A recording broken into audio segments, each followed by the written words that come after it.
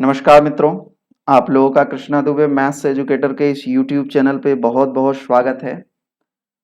तो आज हम लोग अपने प्रैक्टिस सेट 24 पे आ गए हैं, जो कि हमारा ऑनलाइन टेस्ट 9 जो हुआ था, ठीक है, उसी का हम लोग वीडियो सोल्यूशन नेक्स्ट डे करते हैं। ये online test free of cost है, कोई भी दे सकता है। बस देने के लिए आपको करना क्या होगा, आपको हमारा एप्लीकेशन डाउनलोड करना होगा। एप्लीकेशन की लिंक इस वीडियो के डिस्क्रिप्शन बॉक्स और कमेंट बॉक्स दोनों जगह पिन करा दी जा रही है। साथ ही साथ आप गूगल प्ले स्टोर पर कृष्णा दुबे एजुकेशन ये आप सर्च करोगे तो फिर आपको वो एप्लीकेशन डाउनलोड करना होगा। ये उसका लोगो रहेगा, ठीक है। अब एप्लीकेशन डाउनलोड करने के बाद आपको करना क्या होगा, फ्री ऑनलाइन टेस्ट आप कैसे दे पाओगे, तो उसके लिए आपको यहाँ पर सबसे ऊपर होम पेज पे एप्लीकेशन के 3 लाइंस दिखेंगी, इसको क्लिक करोगे तो वहां पर फ्री टेस्ट का ऑप्शन आएगा।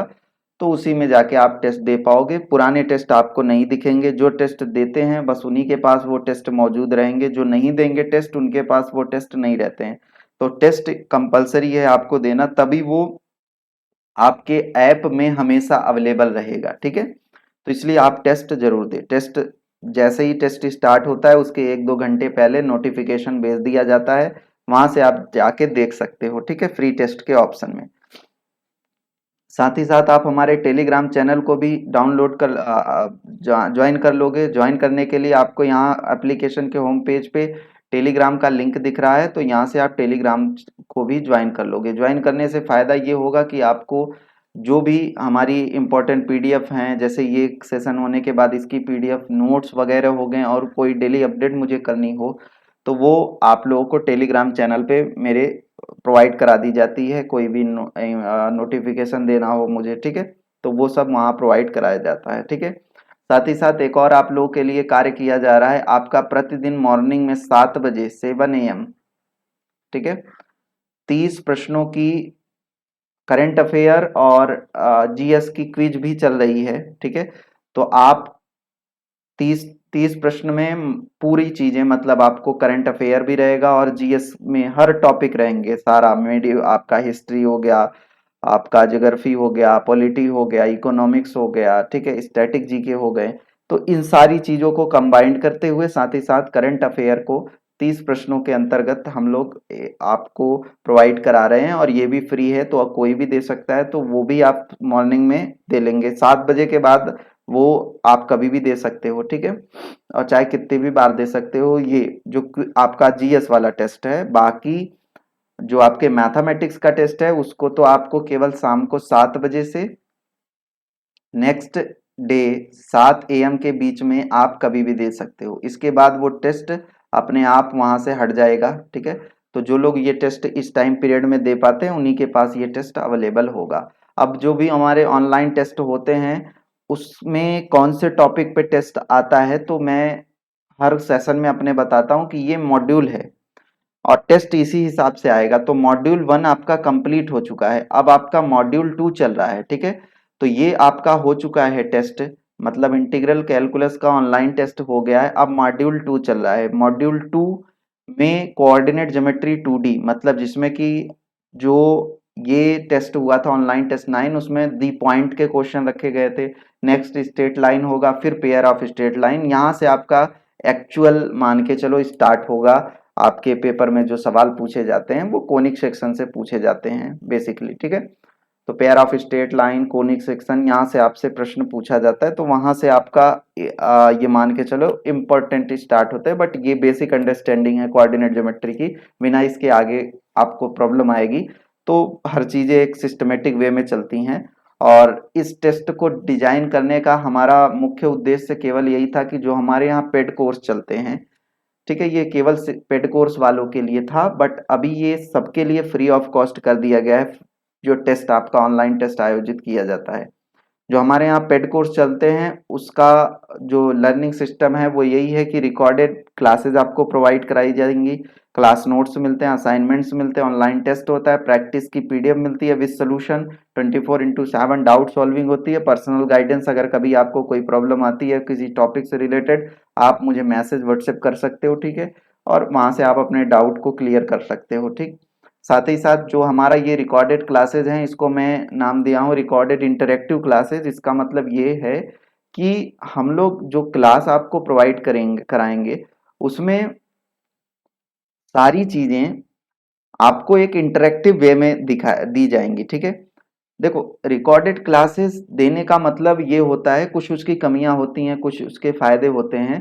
तो फायदे ये हैं कि एक साथ क्लास आपको मिल गई, ठीक है, आप प्रिपरेशन करो। नुकसान ये होता है कि आपको समझ ही नहीं आता, आप फोकस्ड रहते हो, मतलब आपको क्लियर ही नहीं होता कि कौन से टॉपिक को पढ़ा जाए, ठीक है। तो सिस्टम नहीं जनरेट हो पाता कि आप कभी कौन से टॉपिक को पढ़ो, तो कभी आप कोई टॉपिक उठा लेते हो, कभी आप कोई टॉपिक, तो इससे आपको नुकसान होता है, क्योंकि आप पढ़ते तो हो बट जब तक किसी टॉपिक का शुरू से पहला चैप्टर से लास्ट चैप्टर लास्ट पॉइंट नहीं पढ़ोगे तब तक पेपर को आप नहीं समझ पाओगे, ठीक है।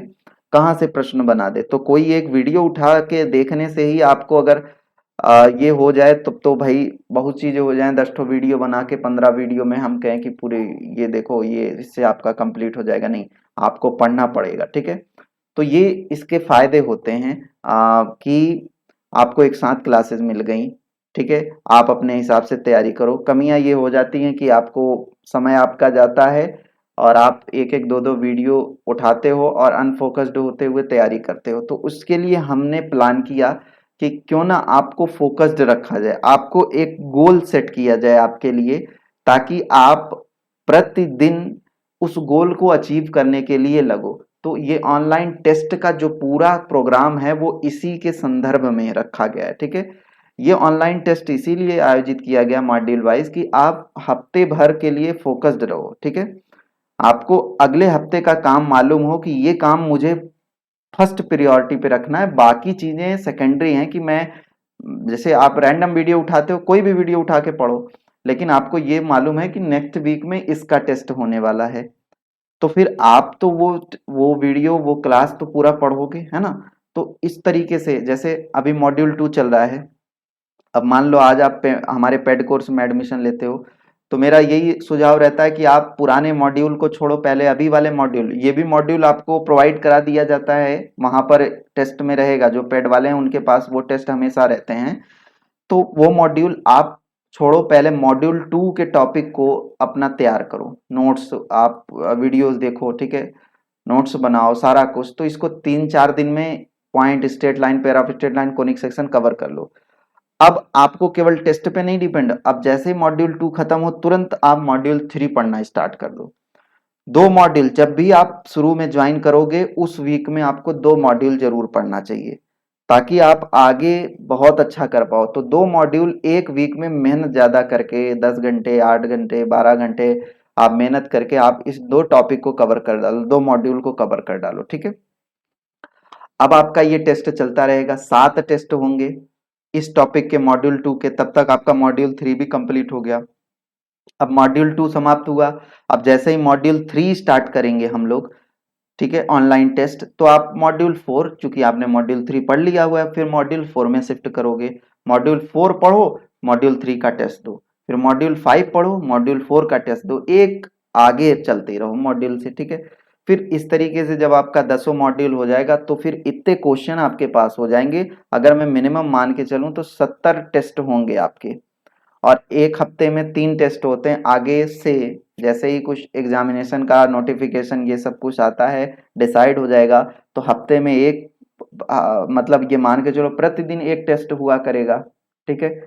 तो फिर 6 टेस्ट आपको एक साथ देखने को मिल जाएंगे। अभी तो 3 टेस्ट मिलते हैं, मतलब ये मान के चलो कि एक महीने में आपको लगभग 12 से 13 टेस्ट देखने को मिलेंगे, ठीक है।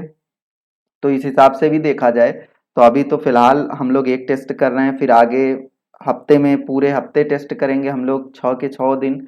फिर अगर चीजें चूंकि और भी कार्य करने हैं, ठीक है, तो आप लोगों को इसके अलावा और भी चीजें डिजाइन की जा रही हैं, सारी चीजें, सारे जैसे एग्जामिनेशन का नोटिफिकेशन आता है और भी चीजें आप लोगों के लिए की जाएंगी, ठीक है।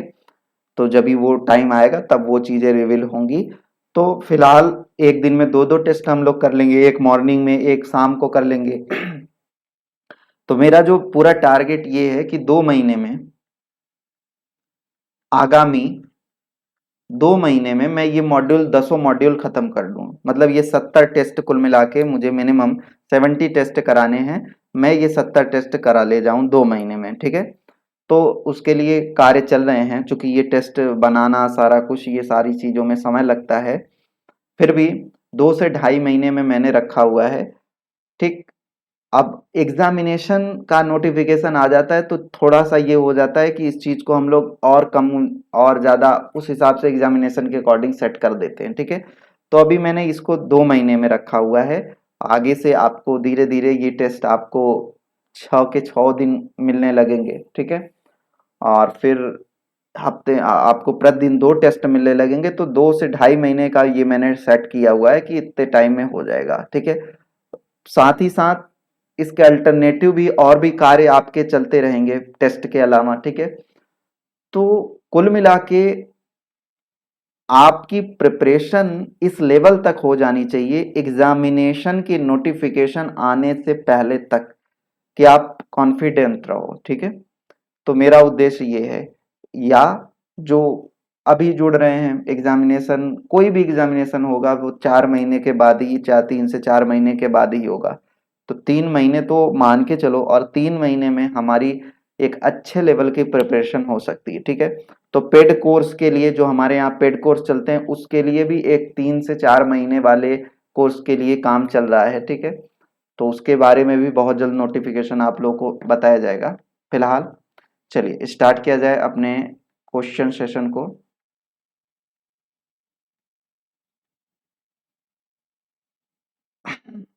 देखो क्या कह रहा है कि, अच्छा ये हिंदी में लिया, बहुत से लोगों का मैसेज आता है कि सर आप इंग्लिश में ही कराते हो, ठीक है। तो मैंने कहा कि चलो ठीक है, हिंदी लैंग रखा जाए, ठीक है। वैसे गणित की कोई ऐसी कोई भाषा नहीं होती है कि नहीं हिंदी इंग्लिश में कोई समस्या होनी चाहिए, बट फिर भी यहाँ मैंने हिंदी रखा हुआ है। तो प्रयास करेंगे कि चीज़ों को, जो इंग्लिश वाले इंग्लिश में ही चीज़ों को समझ पाते हैं उनके लिए भी ये चीज़ें बनाई जाएं, ठीक है। बट मेजॉरिटी ऑफ मैसेजेस आते हैं कि सर हिंदी में रखा करिए, थोड़ी सी इंग्लिश में दिक्कत होती है हमको, तो इसलिए हमने इन क्वेश्चंस को, चूंकि ये एप्लीकेशन लेवल के क्वेश्चन होते हैं, तो अगर मैं इनको इंग्लिश में रखता हूँ तो जो हिंदी भाषी वाले होते हैं उनको थोड़ा सा दिक्कत हो जाती है, ठीक है। वैसे दिक्कत नहीं होनी चाहिए क्योंकि आपने बीएससी एमएससी किया हुआ है, फिर भी बहुत से लोगों का दिमाग में ये बन जाती है चीजें, ठीक है। तो उनको ध्यान में रखते हुए ये कार्य किया गया है, ठीक है। आगे चीजें धीरे धीरे बाइलिंगुअल की तरफ हम लोग बढ़ेंगे, ठीक है।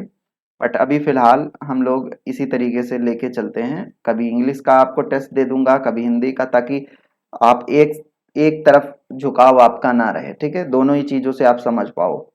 तो चलो क्वेश्चन ये है कि वर्ग का एक शीर्ष मूल बिंदु पर है एवं आसन्न भुजाएं एडजेसेंट साइड, ठीक है, एक दूसरे के साथ जो जुड़ी हुई साइड्स होती हैं वो धनात्मक अक्षों पर संपाती हैं। यदि भुजा 5 हो तो इनमें से कौन सा एक शीर्ष नहीं है, कौन सा एक वर्टेक्स इसका नहीं होगा, ठीक है।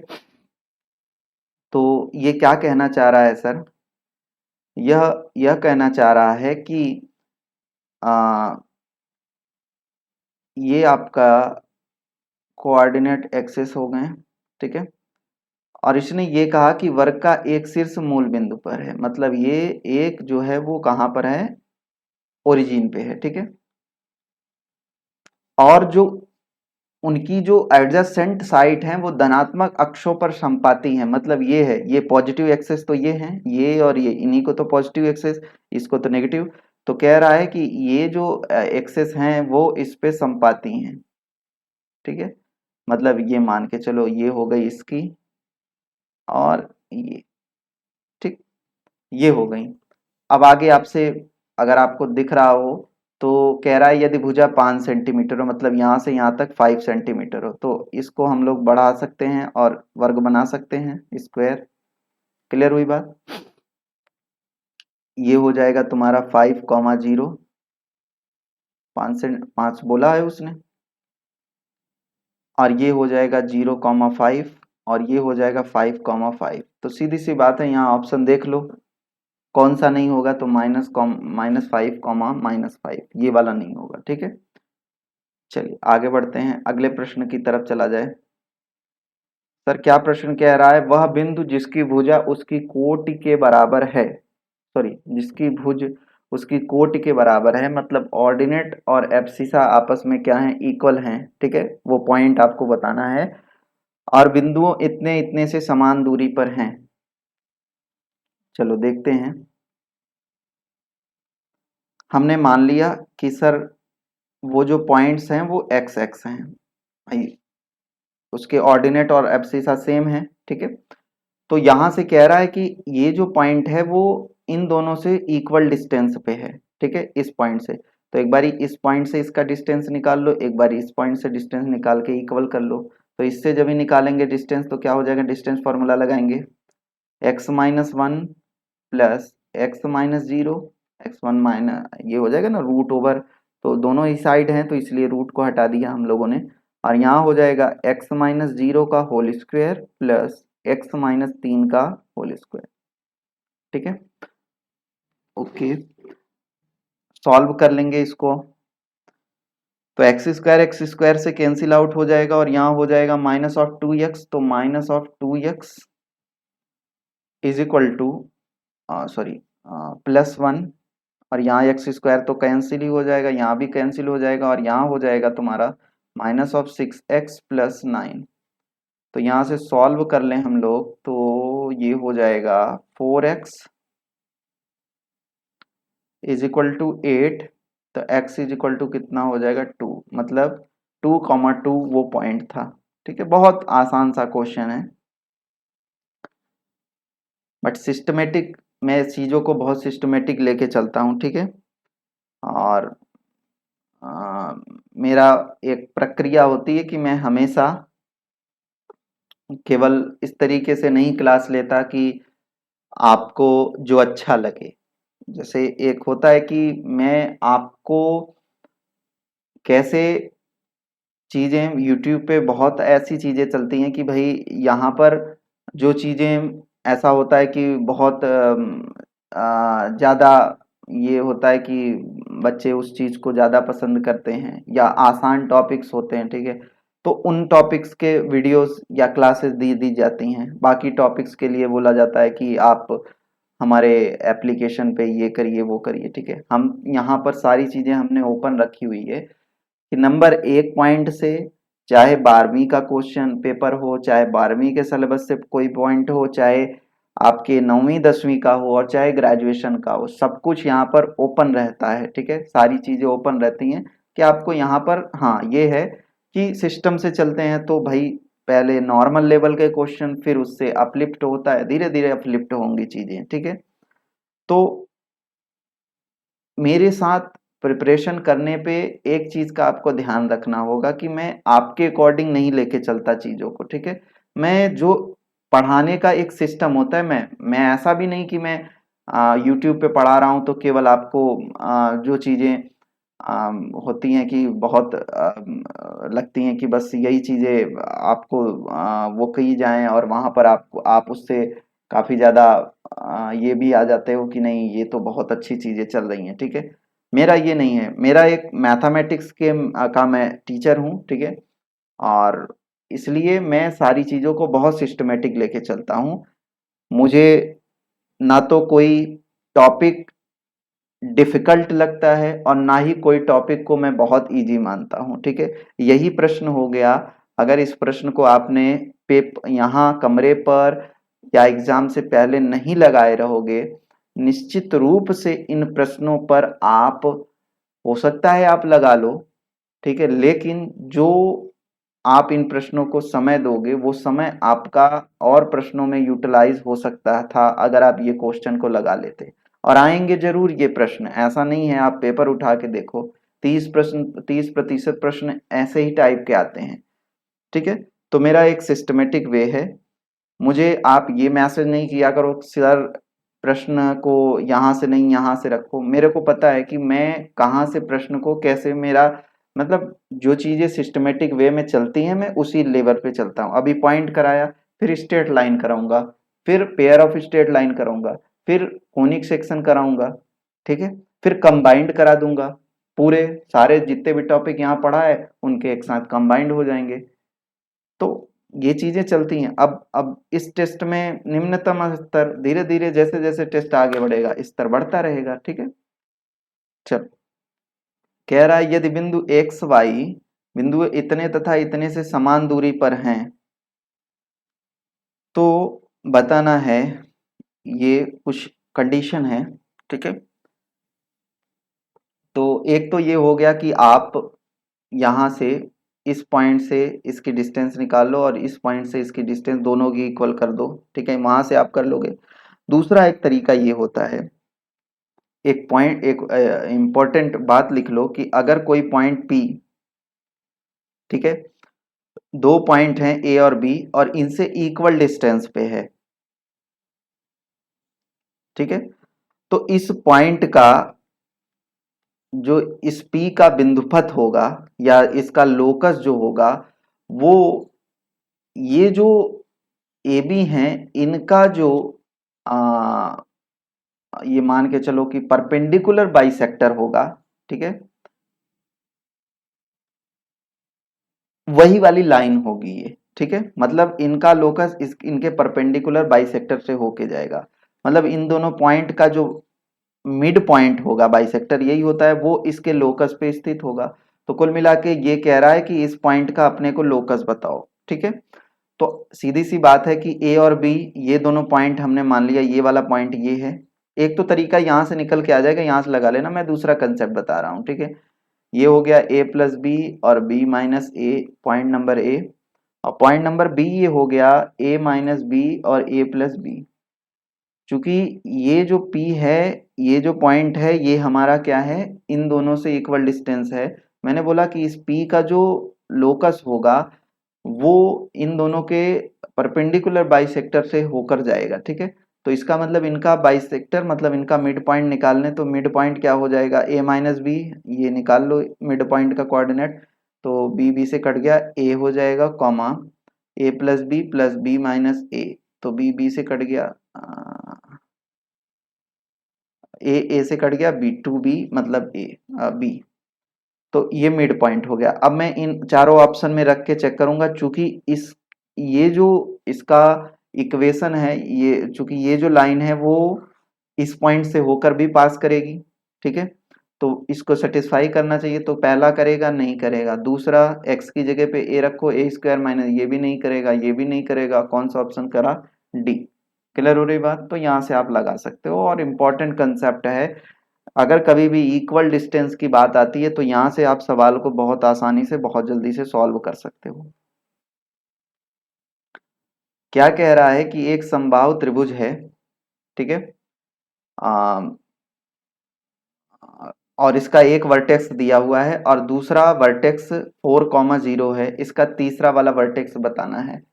आ, कर सकते हो आप, ऑप्शन पकड़ो, ठीक है, और डिस्टेंस निकाल लो, डिस्टेंस निकाल लो उन ऑप्शन से, और जिसमें तीनों इससे इक्वल आ जाए तीनों पॉइंट, मतलब एक तुम 0 0 रख लो, एक 4 0 रख लो और एक ये ऑप्शंस रख दो, और फिर डिस्टेंस निकाल लो, तीनों के डिस्टेंस जिससे भी इक्वल आ जाए वो आंसर हो जाएगा। ठीक है, ये कर लेना, इसका आंसर मैं लगा दे रहा हूँ। ठीक है, चलो आगे बढ़ते हैं।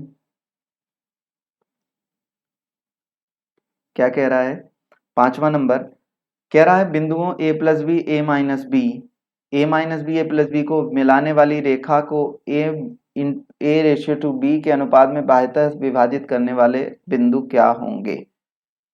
तो मतलब इसको बाह्यतः विभाजित करना है ए इज टू वन से।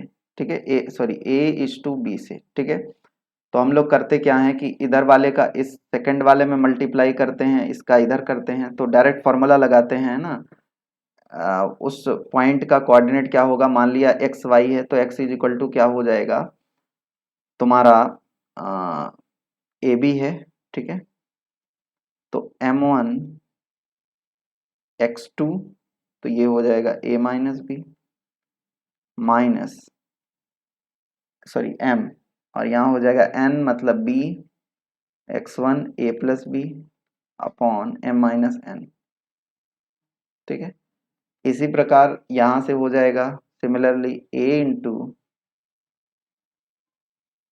ये a plus B minus B into A minus B divided by, ये इनके कोऑर्डिनेट हो गए, ये तो बाह्यतः विभाजित करने वाला फॉर्मूला हम लोगों ने लगाया है ना, एक्सटर्नली डिवाइड करे, ठीक है। अब इसी को देख लो कौन सा बन रहा है। ये हो जाएगा A square minus B square और minus two A B, A square minus B square minus two A B upon A minus B, ठीक है। नेक्स्ट हो जाएगा A square minus B square option sorry A square plus B square, option number A correct हो जाएगा, ठीक है। चलिए आगे बढ़ा जाए। नेक्स्ट प्रश्न क्या कह रहा है कि किसी त्रिभुज की भुजाओं के मध्य बिंदुओं के निर्देशांक तो इतना इतना है, तो इसके शीर्षों के निर्देशांक क्या होंगे। देखो क्या कह रहा है, एक ट्रायंगल हो गया और इनके जो मध्य बिंदु हैं उनके निर्देशांक है मध्य बिंदुओं के निर्देशांक आपको दिए गए हैं, क्या दिया हुआ है, -1 -3 4 5 2 1, ठीक है, ये हो गए। अच्छा, अब मैंने इनके जो वर्टेक्स मान लिया वो मान लिया कि भाई x1 y1 है, x2 y2 है और x3 y3 है, बस, ठीक है।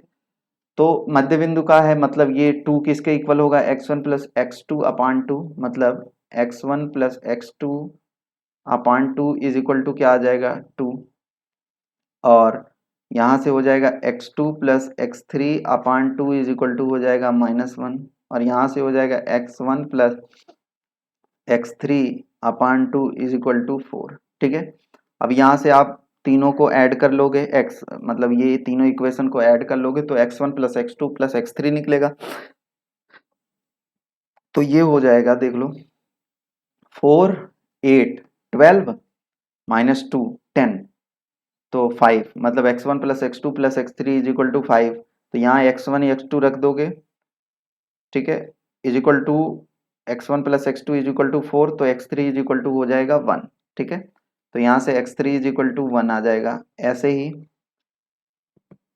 2 3 हो गया, 5 है ये और -2 है, तो x2 plus x3 is equal to -2, और x2 प्लस x3 -2 हो जाएगा और उधर 7 हो जाएगा, मतलब x1 इज इक्वल टू आ जाएगा 7 और इसी प्रकार x2 इज इक्वल टू हो जाएगा -3।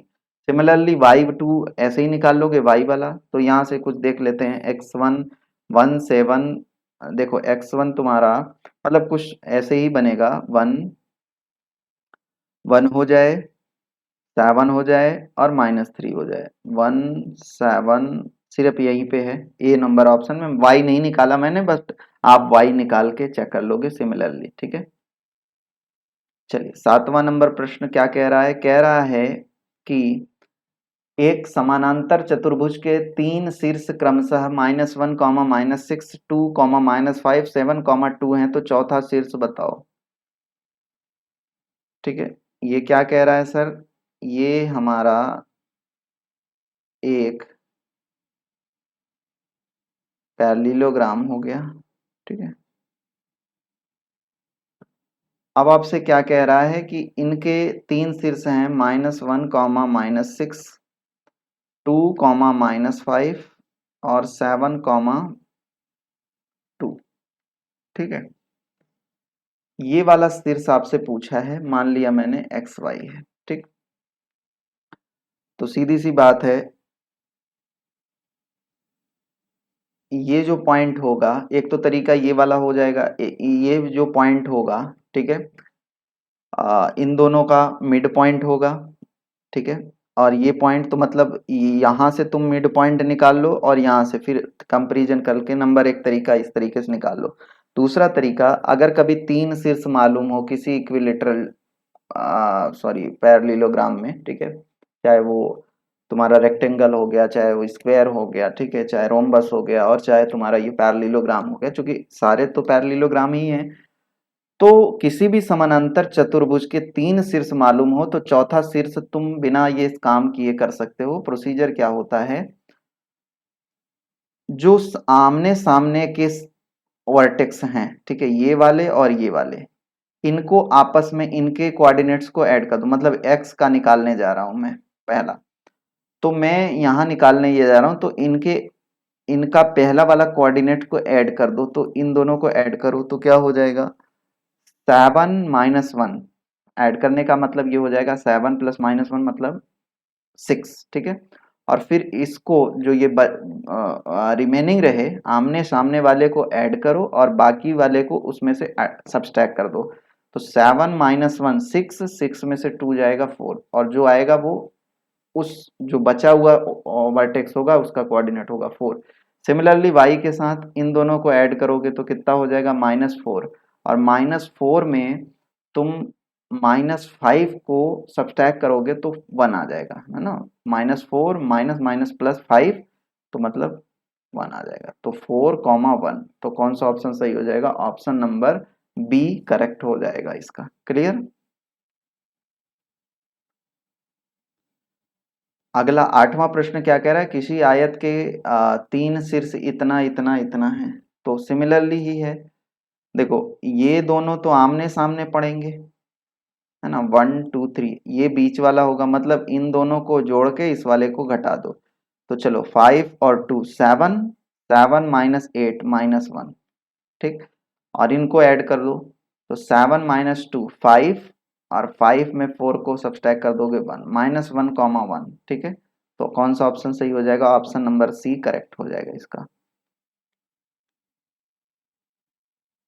देखो 9वां नंबर प्रश्न क्या कह रहा है कि बिंदु ए बी सी डी तथा K C plus L A upon K plus L comma K D plus L B upon K plus L है, ये तो सीधा सीधा है सर, देखो ये दो पॉइंट हैं ए बी और सी डी, ठीक है, और ऐसा सोचो कि k/1 में मुझे इनको डिवाइड k/l में डिवाइड करना है, तो इसका कोऑर्डिनेट क्या हो जाएगा, इसका हो जाएगा के सी प्लस, इसका इधर होता है मल्टीप्लाई, इसका इधर होता है एल ए अपान के plus L comma K D plus L B अपान के प्लस एल, मतलब इसके जो कोऑर्डिनेट होंगे वो ये होंगे, और ये तीनों एक सीधी रेखा में होते हैं, मतलब ये क्या है, कोलिनियर है, सही है, ठीक है, या तो आप इनके स्लोप्स निकाल के भी कर सकते हो, इनका और इनका स्लोप निकाल लो, y2 minus y1 upon x2 minus x1, इनका इनका निकाल लो स्लोप, और देखोगे दोनों स्लोप सेम आएंगे, तो वो जब भी कोलिनियर होंगे तो सेम आएंगे, ठीक है। अगला प्रश्न 10वां प्रश्न क्या कह रहा है सर, किसी त्रिभुज के दो शीर्ष क्या हैं, 5 4 व -2 4 हैं, यदि इसका केंद्रक 5 6 हो तो तीसरा शीर्ष क्या होगा, तो कोई दिक्कत की बात तो है नहीं, केंद्रक का निर्देशांक कैसे निकलता है, x1 + x2 + x3 अपॉन 3, तो x1 x2 दिया है, x3 की जगह पे तुम मान लो xy रख देना, ठीक है, तो 5 - 2 बोले तो 3, और 3 और 5 3 जा 15, 15 में से 3 जाएगा 12, तो 12, 10, पहला 12 होगा, बाकी बाकी का 10 आ जाएगा, ठीक है, एक मेरे को लिखा बट यहाँ मुझे डी ऑप्शन में भी 12 रखा था, मुझे एक बारी लगा कि यही होगा, बट एक बारी तुम वाई वाला देख लो, क्योंकि यहाँ -10 है, यहाँ 10 है, फिलहाल 10 आएगा, ठीक है, तो कर लेना इसको। क्या कह रहा है कि त्रिभुज की भुजाओं का समीकरण x + y - 5 = 0, x - y + 1 = 0, y - 1 = 0, तो परिकेंद्र के निर्देशांक क्या होंगे, परिकेंद्र मतलब सरकम सेंटर, ठीक है, तो पहले तो एक चीज समझ आ रही है कि ये लाइन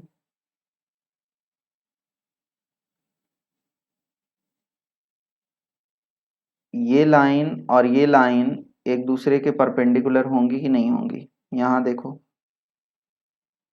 हैं परपेंडिकुलर हैं, ठीक है, बस, और y = -1, तो बस हमने यहाँ दो लाइंस लिया, वो एक दूसरे के परपेंडिकुलर, एक मेरा हो गया x + y - 5 और एक हो गया x - y + 1 = 0, ठीक है, y - 1 ये मैंने जो रिमेनिंग भाई ये ट्रायंगल बना रहे हैं तो ये y minus one is equal to zero, ये एक साइड का इक्वेशन हो गया। ठीक है, हम इस पे नहीं जा रहे हैं, ज्योमेट्री इसकी क्या कह रही है। मैंने ये तीन साइड लिया, दो मुझे दिख रहा है कि इसका स्लोप्स जो हैं वो क्या है, m1 इंटू एम टू, यहाँ पर देख रहे हो माइनस वन आ रहा है। ठीक है, तो यहाँ से हमने देखा ये दोनों परपेंडिकुलर हैं। ठीक, तो दो परपेंडिकुलर कर दिया, एक रिमेनिंग को जो भी रिमेनिंग होगा। ठीक है, और यहाँ से हमने, और जब ये परपेंडिकुलर हो गया तो इसका सरकम सेंटर क्या होता है, किसी भी जो तुम्हारा राइट एंगल ट्रायंगल होता है, राइट एंगल ट्रायंगल हो गया, मुझे तो मालूम हो गया ना ये परपेंडिकुलर है, परपेंडिकुलर होने का मतलब right angle triangle. Right angle triangle का जो सरकम सेंटर होता है वो इसके हाइपोटेनस का मिड पॉइंट होता है। तो केवल मैं ये वाला पॉइंट निकाल लूं और ये वाला पॉइंट निकाल लूं और उसका हाफ कर दूं, मिड पॉइंट निकाल लूं कोऑर्डिनेट से। और इन दोनों को कैसे निकालोगे, तो यहाँ से तुम y is equal to one रखो, y is equal to one मतलब वन रखने पे x की वैल्यू क्या आएगी, वन रखोगे x की वैल्यू हो जाएगी जीरो, तो ये जीरो कॉमा वन, और यहाँ वन रखोगे, y is equal to one रखोगे। ठीक है,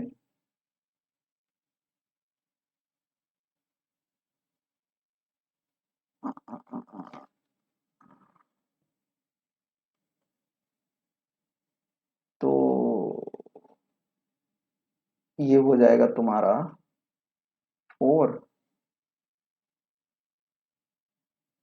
वन रखो, वन रखा तो ये हो जाएगा फोर, मतलब x की जगह फोर कॉमा वन। ठीक है, अब इसका मिड पॉइंट निकाल लें, तो मिड पॉइंट क्या होगा इन दोनों का, तो फोर प्लस जीरो का हाफ टू, वन और one two, two comma one, तो क्या हो जाएगा ऑप्शन नंबर ए करेक्ट हो जाएगा। ठीक है, तो इसका जो सरकम सेंटर का कोऑर्डिनेट्स हो जाएंगे वो क्या हो जाएगा, टू कॉमा वन। ठीक, चलिए आगे बढ़ते हैं नेक्स्ट। ये भी सेम क्वेश्चन है, कह रहा है x plus y is equal to one and x y is equal to zero, रेखाओं द्वारा निर्मित त्रिभुज का लंब केंद्र क्या होगा, ऑर्थो सेंटर आपसे पूछ रहा है। तो फर्स्ट ऑफ ऑल हम लोग लाइन ड्रॉ करेंगे, तो x प्लस वाई और x y is equal to zero, तो x is equal to zero, y is equal to zero, मतलब एक्स एक्सिस और वाई एक्सिस इसकी साइड्स हो गई। ठीक है, और x plus y is equal to one, एक ये हो गया। ठीक, कोऑर्डिनेट ये वाला तो जीरो जीरो हो जाएगा। ठीक है, और ये हो गया x plus y is equal to one. ठीक है, तो यहाँ से इसका कोऑर्डिनेट क्या हो जाएगा, वन जीरो, और ये क्या हो जाएगा, जीरो वन। और अगर आपको मालूम हो कि ये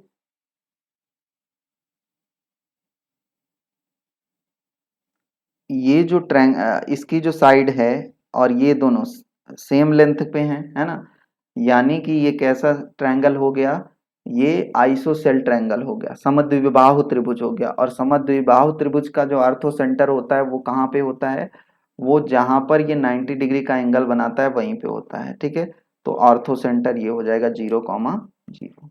ठीक है, प्रॉपर्टी बेस्ड है, जो दसवीं में आपने, नौवीं दसवीं में आपने जो प्रॉपर्टी ट्रायंगल की पढ़ी हुई है उन्हीं पे बेस्ड ये आज का सेशन आपका जनरली नाइन टेंथ का ही है, कोऑर्डिनेट ज्योमेट्री। ठीक है, कल मान के चलो जो आगे स्ट्रेट लाइन आएगा वहाँ इंटरमीडिएट तो आपका कोनिक सेक्शन से स्टार्ट होते हैं। ठीक है, ये तो मान के चलो कि एक रिवीजन टाइप का है। आगे क्या कह रहा है कि एक त्रिभुज के शीर्ष इतने हैं जिसका क्षेत्रफल चार है, कर लोगे, सीधी सी बात है। ट्रायंगल का एरिया हम लोग इस तरीके से वो फॉर्मूला करके निकालो, मैं इस तरीके से निकालता हूँ, x zero one one zero two फिर एक्स जीरो। ठीक है, तो यहाँ से हो जाएगा हाफ ऑफ, ये हो जाएगा एक्स प्लस टू। ठीक है, माइनस ये zero two x is equal to four, तो x plus two minus two x is equal to eight, तो ये हो जाएगा minus x is equal to six, x is equal to minus six, तो x का value क्या हो जाएगा, माइनस सिक्स हो जाएगा। क्या क्या रहा है कि यदि बिंदु इतना इतना इतना कोलिनियर हैं तो आपको बताना है x की वैल्यू। तो नंबर एक तरीका, तुम ट्रायंगल एरिया निकाल लो इसका।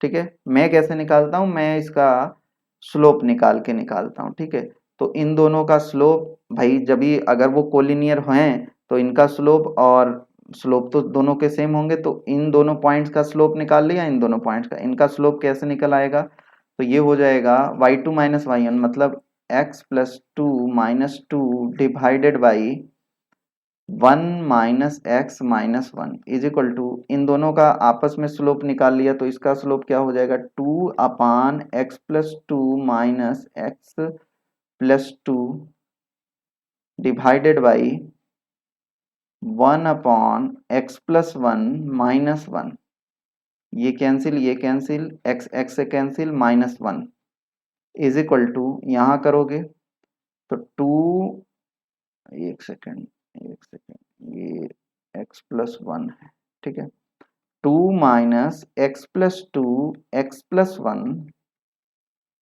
अपान 1 माइनस एक्स माइनस वन, ये इससे कैंसिल हो गया, माइनस एक्स इधर आ जाएगा तो एक्स हो जाएगा, ओपन करो 2 माइनस एक्स स्क्वायर और 2x x minus 3x minus three, sorry 2 one जा टू, टू हो जाएगा, ये इससे कैंसिल आउट हो गया, ये सब एक साइड लेके आ जाओ तो एक्स स्क्वायर प्लस क्या हो जाएगा 4x is equal to zero, x x plus four is equal to zero, मतलब x is equal to zero आएगा और माइनस फोर आएगा, ठीक है, तो जीरो और माइनस फोर, बी भी सही है सी भी सही है, ठीक है। नेक्स्ट अगला प्रश्न लेते हैं, क्या कह रहा है कि उस बिंदु का बिंदुपथ लोकस आपको बताना है, का समय लोकस बताना है जिसका बिंदु ए जीरो से दूरी y अक्ष से दूरी के बराबर है, ठीक है। तो तरीका क्या होता है लोकस निकालने का, हमने लोकस पर एक पॉइंट मान लिया एच के, ठीक है, तो इस पॉइंट से ही सारी चीजों को हम लोग लेके चलेंगे। कह रहा है कि जिसका इतने से दूरी मतलब इससे डिस्टेंस निकाल लो तो h और इस पॉइंट का डिस्टेंस निकाल लो, क्या हो जाएगा h माइनस ए का whole square plus k minus zero मतलब k स्क्वायर, ठीक है, रूट में रहेगा, और ये y एक्स से इसकी दूरी कितनी है k, सॉरी y एक्स से h होती है, सॉरी वाई एक्स से डिस्टेंस, भाई सीधी सी बात है, वाई एक्सिस से डिस्टेंस तो जितना एक्स पे होगे वही तो दिखेगा, जैसे ये हो गया एच के, तो वाई एक्सिस से कितना दूर है ये एच डिस्टेंस पे है ना, तो ये हो जाएगा एच स्क्वायर, ठीक है, रूट लगा है तो इसलिए एच स्क्वायर, ओपन कर लेंगे हम लोग इसको तो H square plus A square minus two A H plus K square is equal to H square, तो यहाँ से निकल के आ जाएगा, ये इससे कैंसिल हो गया, के की जगह पे हम लोग अब एक्स वाई रखते हैं एच के की जगह पे, फाइनल जब हम लोग इक्वेशन लिखने लगते हैं तो यहाँ के की जगह पे वाई हो जाएगा minus two A x plus A square is equal to zero, तो यही हो जाएगा, देख लो कौन सा option, option number B correct हो जाएगा, ठीक। क्या कह रहा है, एक बिंदु के निर्देशांक समीकरणों x इज इक्वल टू इतना y इज इक्वल टू इतना, बिंदुपथ क्या होगा, थीटा हटा दो यहाँ से, बस थीटा को एलिमिनेट कर दो, अपने आप इक्वेशन मिल जाएगा, तो यहाँ से अगर हम लोग देखें तो ये हो जाएगा x मल्टीप्लाई करो ए का तो और इधर लेके आ जाओ x minus a is equal to minus a cos theta, equation one कर दें, ठीक है, और यहाँ कर दें y is equal to a sine theta, equation one और टू को स्क्वायर करके ऐड कर दो तो x माइनस ए का whole square plus y square is equal to A square, समझ आ रहा है, ओपन कर लेते हैं x square plus A square minus two A x plus y square is equal to A square, ये इससे कैसे कट गया, तो यही हो जाएगा x square plus y square plus two ए एक्स, ये क्या है एक सर्किल है, क्लियर हो रही बात, यह एक सर्किल का इक्वेशन है। 17वां नंबर प्रश्न क्या कह रहा है, एक बिंदु इस प्रकार गति करता है कि इसकी बिंदुओं इतने तथा इतने से दूरियों के वर्गों का योग, तो मैंने एच के मान लेना है पॉइंट और वहां से इन दोनों के डिस्टेंस का स्क्वायर कर दे के सम कर देना है, ठीक है, बिंदु ए बी के बीच की दूरी और वो किसके इक्वल है ए और बी के बीच की डिस्टेंस का, ठीक है, तो ए बी के बीच की डिस्टेंस का स्क्वायर कर दो और उस एच के पॉइंट से इन दोनों ए और बी की डिस्टेंस निकाल के उन दोनों को स्क्वायर करके सम कर दो, फिर वहां से सॉल्व कर लेंगे, ठीक है, तो हमने उस लोकस पर एक पॉइंट मान लिया एच के, और एच के की इस पॉइंट से डिस्टेंस क्या हो जाएगी, तो ये हो जाएगी एच माइनस टू का whole square plus K square, और इस पॉइंट डिस्टेंस क्या हो जाएगी, एच प्लस टू का whole square plus K square. कह रहा है इन दोनों को जोड़ दो, और ये बराबर है किसके, इन दोनों के बीच की डिस्टेंस। तो ये देखो माइनस टू जीरो और टू जीरो, ऐसे सोचो, ये अब यहाँ क्या लगाऊं, ये टू जीरो हो गया, ये माइनस टू जीरो, तो इनके बीच की डिस्टेंस 4 हो जाएगी, 4 यूनिट। ठीक है, तो 4 का स्क्वायर 16। सही है, ओपन कर लेते हैं इसको। के स्क्वायर से कट जाएगा, सॉरी सॉरी, कहाँ कटा रहा हूँ, तो सेम साइड पे है ना। तो फिलहाल यहाँ से कर लोगे तो एच स्क्वायर मतलब 2h² प्लस 2k², और यहाँ से हो जाएगा माइनस 2h के प्लस 2h के कैंसिल हो जाएगा, 4 4 8 16। तो ये हो जाएगा h² plus k² is equal to 4, मतलब x² plus y² minus 4 is equal to 0, मतलब ऑप्शन नंबर डी राइट हो जाएगा। सही है, चलिए 18वें नंबर प्रश्न की तरफ चला जाए।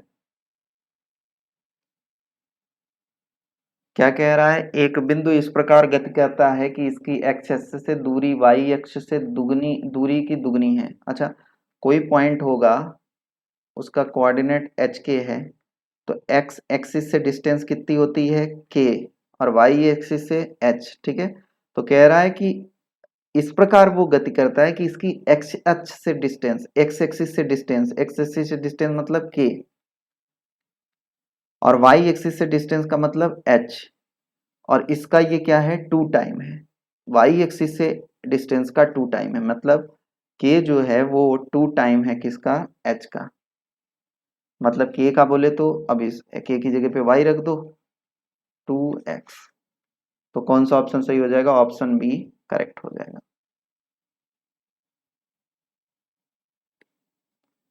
19वां नंबर प्रश्न, सर क्या कह रहा है कि बिंदुओं ए तथा बी के निर्देशांक क्रमशः a0 तथा -a0 हैं। यदि एक बिंदु P इस प्रकार गति करता है कि pa² minus pb² is equal to 2k², के एक अचर है, तो P के बिंदु, तो अब यहाँ मैं h के नहीं मानूंगा, रीजन यहाँ देख लो k दे दिया है। ठीक है, तो h के मानूंगा तो हो सकता है कि वो हो जाए, मैं कैंसिल कर दूं, या कैपिटल H कैपिटल के मान लेना तब, क्योंकि ये और वो के अलग है, तो यहाँ सिंपली हमें XY ही मान लेते हैं। ठीक है, अल्टीमेटली तो एक्स वाई ही लिखना होता है। तो अभी अपन लोग, ये ए है ये बी है, तो कह रहा, ये तो पुराना वाला ही क्वेश्चन हो गया, pa² तो मतलब ये पॉइंट पी हो गया, और इसकी डिस्टेंस निकाल लो पहले, तो इसकी डिस्टेंस क्या हो जाएगी, x माइनस ए का होल स्क्वायर प्लस y², इसका स्क्वायर करोगे तो अंडर रूट करके आता है, स्क्वायर हट जाएगा, रूट हट जाएगा, माइनस pb², तो ये हो जाएगा x प्लस ए का होल स्क्वायर माइनस, मतलब कुल मिला के प्लस होता है बट ये वाला माइनस यहाँ माइनस कर देगा, इज इक्वल टू 2k²। ठीक, बस अब इसी को सॉल्व करके हम लोग फाइनल रिजल्ट लिख लेंगे। तो कौन सा ऑप्शन सही हो जाएगा, ऑप्शन नंबर बी करेक्ट हो जाएगा। ठीक है, अगला प्रश्न क्या कह रहा है, सर कह रहा है कि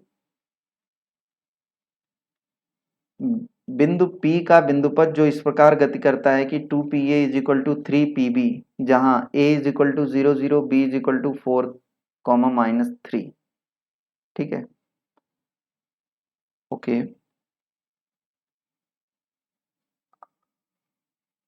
क्या इसको बताने की जरूरत है, 2pa, a की वैल्यू मालूम है, b की वैल्यू मालूम है, pa डिस्टेंस निकाल लेंगे pa हम लोग।